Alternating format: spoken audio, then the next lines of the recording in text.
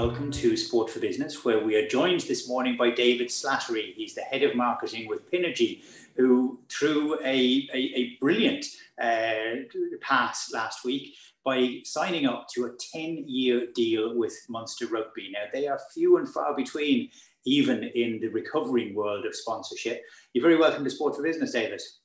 Thanks, Rob. Yeah, delighted to be here. It's been an exciting week, I suppose, as we've announced our plans with Munster Rugby. And as you say, yeah, a 10-year partnership is a bit of a rarity at the moment, and we're very excited to be back to, continue our fruitful partnership with Munster Rugby that we've had over the last couple of years, and now as we bring it more into the focus of sustainability. There have been a couple of nice renewals and a lot of activation down around Thomond and Musgrave Park, but it's a big step to move towards where you're at now. And it's a big statement as well in terms of sustainability. Tell us a little bit about the genesis of the idea. Where did it come from that you should go from being a sponsor to a huge partner like this? Yeah, Rob, I suppose we've been the energy partner with Munster Rugby for the last couple of years, but we've had a couple of 2-year deals with Munster Rugby. We've done a couple of projects with them around the different stadia to improve energy efficiency. They've included an LED retrofit. We started supplying green electricity to the 2 stadia in 2018, and we did a project around creating some heat zones for the fans at Thomond Park in 2019. And I guess, as renewals come up, and we've obviously had the spectre of COVID over the last few years, I think it gave everyone a bit of time to reflect and to look probably at the future in a different way, and to really focus on what's important. And I think, when we sat down with the team at Munster Rugby, so Dave Kavanagh and Ian Flanagan and our team, in terms of myself and Enda Gunnell and Philip Connor, we sat down and we looked at, where could we make a difference, and where could Munster Rugby make a difference, and how could we help them do that? And I suppose we came to the idea that, wouldn't it be very interesting if we could really help Munster Rugby to be one of the most sustainable sports brands in Ireland, in Europe, and potentially in the world. And I suppose we started conversations probably about this time last year, where we started talking about, new ways of doing things. And I suppose we were able to see the path of where energy was going. And, there's a thing called the energy transition at the moment, where, more and more people and businesses are going to, change the way that they use electricity, but also change the way that they purchase it, and potentially even generate it. And I suppose when you look at a sports brand and a sports franchise, and particularly when they have control of their own stadia, they're a big space and they need to be energized. And I think, we talked earlier on about, at a game, electricity is a big feature of the game, between, lighting and hospitality, even down to turnstiles, everything is powered by electricity. And we see, when matches are on, big spikes in consumption. And I suppose we wanted to work with Munster to see, what was their energy policy, where was their energy strategy going. And, there's things happening in the market as well, that, created opportunity, and there's more things will follow over the next few years. And I suppose it just actually made sense that we would talk to them about solar and solar energy. Solar is a generation class that, will generate electricity 365 days of the year. It will generate more on hot and sunny days, but it still generates electricity even in the middle of December, November, January, February. And when we stood back and we looked at it, and I suppose, and we looked at the numbers of how they're using their electricity and how they're across the 2 stadia, it kind of made sense to look at Musgrave. And we've done some recce's and some analysis of their consumption in Musgrave. And I suppose and frankly, there's a big roof there as well, on the main stand. And when we did all the numbers, it looked like it would work. And I suppose essentially what we're going to do is work with Munster Rugby over the next 10 years, create a solar energy generation on the roof of the main stand in Musgrave that will satisfy the needs of that campus in terms of the stadium itself, but also the offices. And I suppose more importantly, the centre of excellence that's due to follow in the next few years as well, that will be built at Musgrave. And I think, you know, when you stand back and look at it, this is quite unique. You know, this is an energy supplier, energy solutions business, and a leading sports brand coming together and saying we want to do things a bit differently. We want to be a bit innovative and try and create a sustainable energy future that's different. And I think, you know, when we sat down with the team and we drew out some ideas. I think both at Munster and Pinergy, you know, it was really exciting, and actually kind of turned into a bit of a no-brainer because it was actually the right thing to do. It would be mad not to do it in some ways, but it does require, you know, a commitment on both sides, and I suppose that's evident in the 10-year partnership. What's it going to look like? Because a key part of it is that you're going to create a 400 kilowatt station, I guess, down in Musgrave. You've mentioned about the fact of the big roof. That obviously helps, and it's not quite as parabolic as it is in Thomond Park. Yeah. So is this a real physical infrastructure job, and what kind of energy is that going to produce? Like, will it be able to fund the entire energy requirement of Munster? Yeah, so what will happen over the next few weeks is so Munster are now going to apply for planning permission. Once we get through that process, and in parallel with that, we'll be designing the installation. So we acquired Solar Electric last year, so they're now Pinergy Solar Electric, and they're part of our business. And I suppose working together between Pinergy Solar Electric, Pinergy, and Munster Rugby, we would hope to be putting the panels on the roof of Musgrave in the next few months, really. All things going well. What will it look like? It'll look like, I suppose, it's essentially an installation of solar panels on the roof. It probably won't be seen unless you have a helicopter or a drone flying over the stadium. So solar is a very interesting, you know, source of microgeneration of electricity generation, because, you know, generally you see it on roofs of houses, but it's often on the roofs of many kind of commercial buildings as well. But because they're flat roofs, you just don't see it. And in terms of what it'll do, yeah, it'll create enough energy to power the campus on a daily basis. But I suppose what's really interesting, and I suppose what, you know, is very interesting for excuse me, for ourselves and for, you know, for commercial businesses and even for homes as well, is that, you know, from this year, suppliers like Pinergy will be able to buy back any excess electricity generated from solar. So that will mean that essentially there's no waste around electricity generated on the roof of buildings. So, you know, it's kind of one of these things, you know, people need to look at their roof in a new way, because, you know, for most people, the roof is about protecting the building, but actually, you know, from this year on, it could be an area where you could generate electricity, and you could actually make some money from your electricity company as well. So, you know, interesting things that are developing as part of the whole climate action plan with government.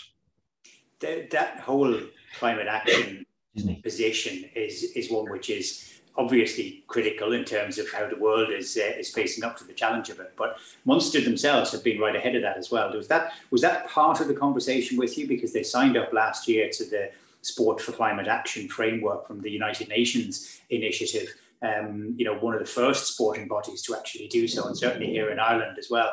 So was that kind of, you know, positive outlook on really facing climate action, was that one of the key elements as to why you chose to actually do this? We've been working together for a long number of years now with Munster Rugby, and, you know, we've been working with various parts of Munster Rugby, and including we're working with Philip Quinn, who's the Chief Operating Officer at Munster Rugby, and he has been looking at, I suppose, at all aspects of how they do their business. And, you know, sustainability has become a big part of their strategic plans and their strategic initiatives. And yeah, in parallel, they have signed up for the UN Sport for Climate Action pledge. And I think the pledge is that they will be net zero from a carbon perspective by 2040. And, this is a journey we're going to go on together. It's a big ask. But I know Philip Quinn and even on my side, and Philip Connor, our head of energy services, they're working closely together, bouncing ideas off each other. For us, the key thing, I suppose, around getting to zero carbon is about measuring your carbon footprint. And we're going to be working with Munster over the next few months and indeed years of helping them better measure their carbon footprint. We've been very much at the forefront around measurement of energy and measurement of electricity. And we know that between 15 and 20% of electricity is wasted in homes and businesses across Ireland. And, it's something that, we see that when businesses and homes sign up at Pinergy, they often reduce their consumption. And we're going to work with Munster now over the next few years as well around measuring other utilities as well, such as gas, such as water, such as waste, and even helping with things like air quality as well, which is even important with hopefully as we come to the end of the pandemic, but that you can help them measure and perform better across a range of dimensions for their carbon footprint. So it is a long-term program, a long-term journey that we're going on together. But I suppose, that's why you need the framework of a 10-year partnership to do that. You can't really do it in the traditional sponsorship contract of, 2 years or 3 years. This is properly partnership now. This is about us sitting down together, working together, and seeing how we can create a more sustainable future for both brands, and doing it together. And I suppose, and the work that you do, Rob, as well, we really have to move sponsorship away from the whole thing of putting your name on the jersey. This is about helping communities, helping, people understand how sustainability works. And I suppose, if we start, if people see what the initiatives that Munster Rugby are going to be taking and other sports brands are taking, maybe we can do those in our own businesses or in our own homes. And I suppose that's, it's a bit like the 20 by 20 campaign to improve female participation in sport. You need to see it to do it, to believe it. And hopefully, again, by working together over the next couple of years, we'll start to see, how working with Munster Rugby, we can create that better and more sustainable future. Absolutely right. The power of sport and business combined can really be a huge positive. And, we see that in projects all around the place. And obviously this, in terms of those longer term initiatives and those longer term goals of saving the world, what could be bigger than that? We've spoken about the energy that exists within the stadium to power the stadium, but you've also been associated with Munster as part of the 16th Fan kind of initiative, which predated COVID and the pandemic. How has it been over the last couple of years as a partner of the club, as a partner of the organisation, whose main activation and whose main reach out to people was at a remote stage? We just couldn't get back into the grounds. How exciting is it now to be back? And is that relationship that you had with the fans, is that going to persist as well as part of the partnership? Yeah, absolutely. And I suppose that as an energy company, the most obvious thing that when you walk into a stadium is the energy of the fans. And, it would be great to harness that in many different ways.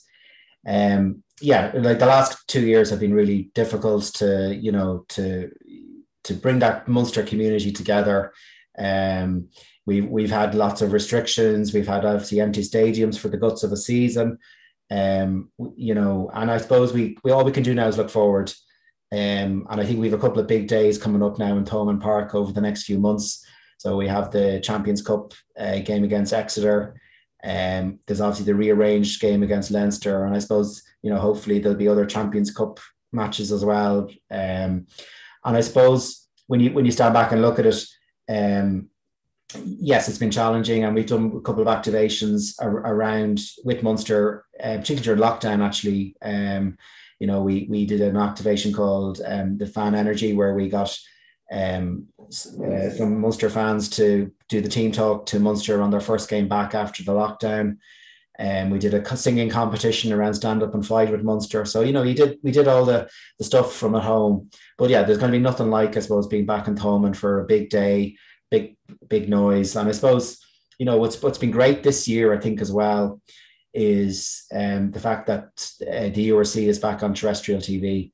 Certainly as a sponsor, and when we were discussing the more marketing side of things on the sponsorship agreement, the fact that the TV numbers are now coming with probably an extra zero at the end of them, that's really important as well for a brand like Pinergy as well. Getting that exposure on Saturday night on RTE2 at 7:30, really, really important.